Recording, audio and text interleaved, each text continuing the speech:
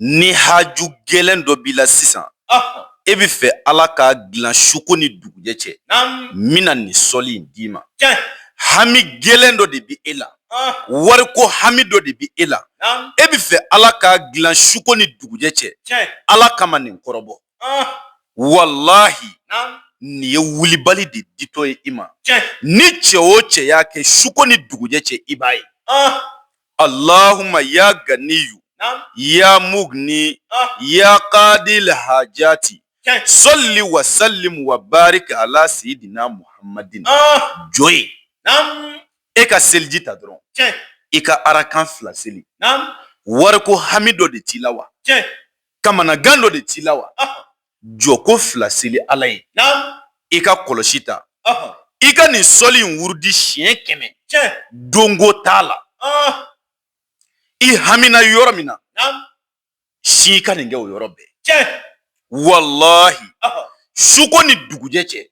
Ala bi sɔn o ko kelen bi dilan ne delila k'a f'i ye cɛ o cɛ ye kira don i ni Ala cɛ i ka Ala deli la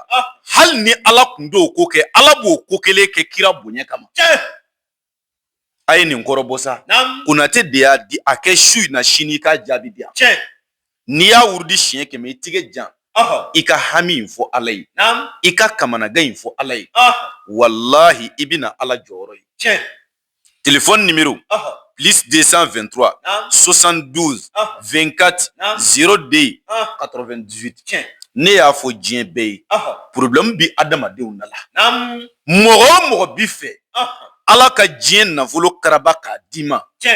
teliya la karabali la Iza wakati de b'a kɛ a saraka ye sagajigi jɛma de kana wari di ne Konate ma fo i ka baara ka jaabi ni baara jaabila e ka 45 di ne ma o ye ne ka sara di kalifa ni wari t'i bolo bi wallahi i ka diɲɛnatigɛ man di ni wari t'i bolo bi i ka sigida bi nege bɔ i la ni wari t'i bolo bi wallahi adamadenw ka diɲɛ bi nege bɔ i la k'a sabu kɛ fantanya ye fantanya kɛlɛ fantanya man ɲi o la dalilu kelen min bɛ kuranɛ kɔnɔ n'a bɛ se ka fantanya kɛlɛ ka bɔ adamaden la ka nafolo karaba k'a d'i ma kun fayakunu na iza wakati don e kana ni sagajigi jɛman kelen ye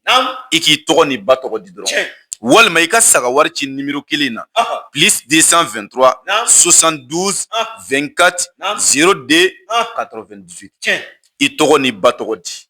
a fɔ Konate n bɛ fɛ i ka iza wakati baara ɲɛ e k'i sigi i k'a lajɛ billahi e bi da dɔɔni na sisan mori galontigɛla cɛya la mori namaratɔ cɛya la e ye kɔrɔ boli ka dɛsɛ ka kilebi boli ka dɛsɛ mais nin garibukɛ in lamɛn i kana tiɲɛ ni nkalon kɔrɔbɔ i ye kuma faamu i bi diɲɛ jamana o jamana i bɛ dugu o dugu weleli kɛ numéro kelen na plus 223 72 24 02 98 n'i ye weleli kɛ i ni Konate bi kuma n bɛ dugawu kɛ diɲɛ bɛɛ ye ka tila ka dugawu ɲini bɛɛ fɛ